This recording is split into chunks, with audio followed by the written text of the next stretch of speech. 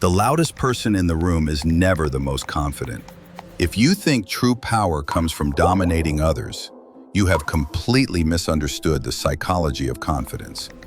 The rarest people, the quiet achievers, live by a mindset that demands zero external validation.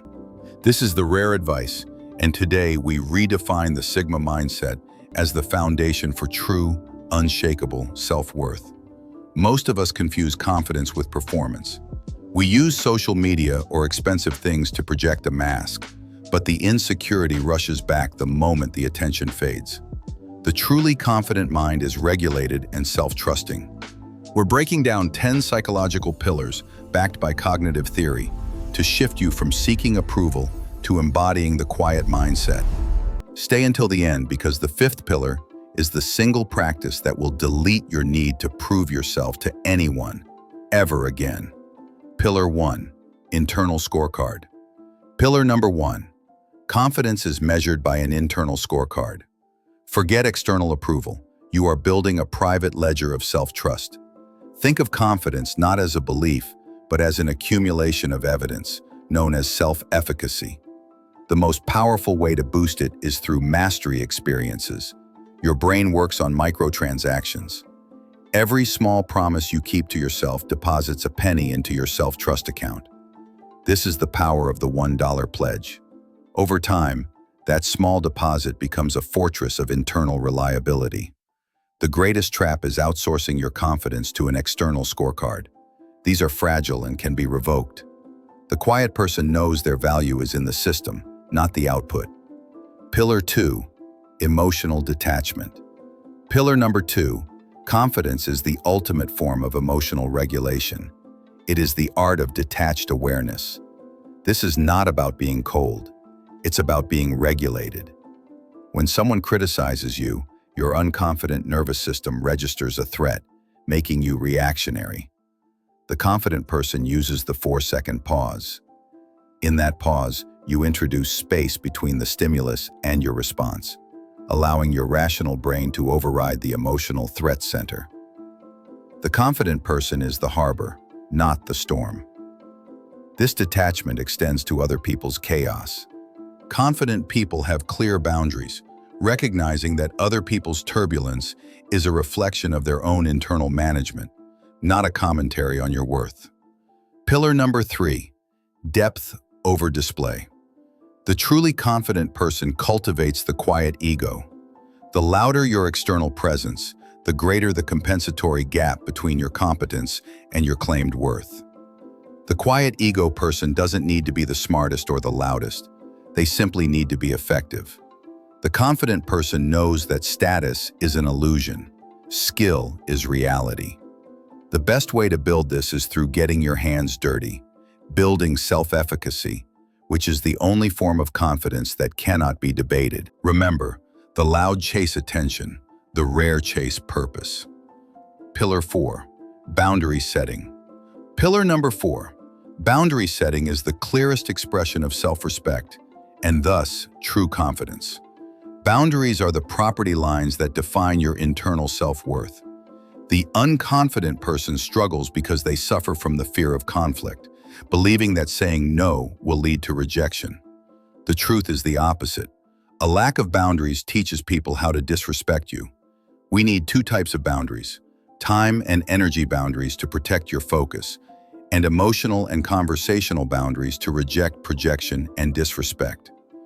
When someone crosses a boundary, the confident person doesn't argue. They state the boundary calmly and enforce it neutrally. The paradox is that people respect boundaries. The consistent clarity of your boundaries eventually commands respect. Pillar 5, deletion of performance. Pillar number 5, and the most transformative, the deletion of performance through radical acceptance.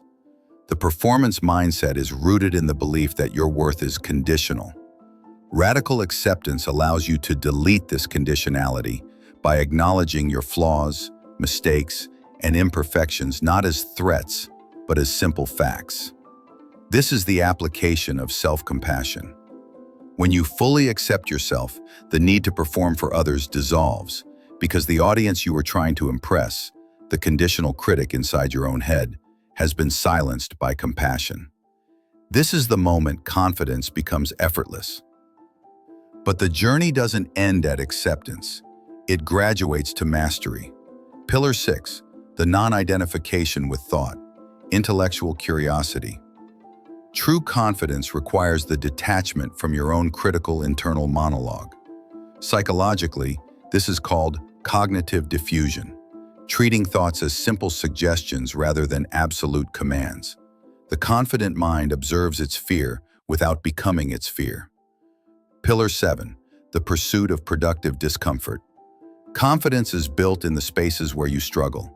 This is the principle of hormesis, seeking small, controlled stressors, public speaking, cold exposure, difficult conversations, to increase your psychological resilience. The quiet master chooses the discomfort of growth over the stagnation of comfort. Pillar 8, the clarity of the single decision.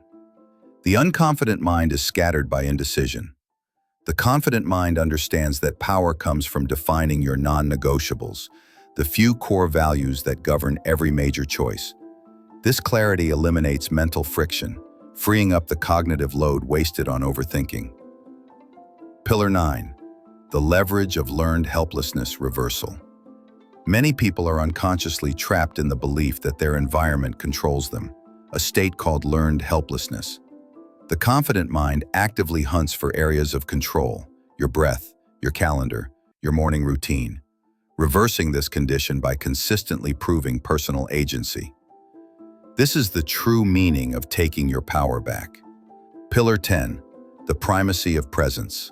The ultimate expression of quiet confidence is pure presence.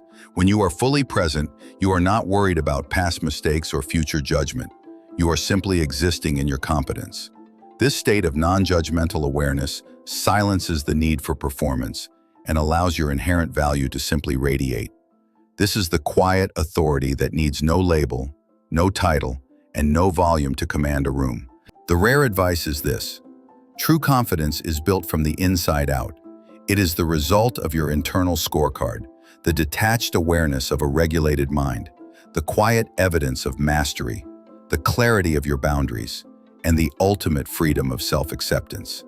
This is the work that changes everything. If this mindset shift resonated with you, please like this video and subscribe to The Rare Advice.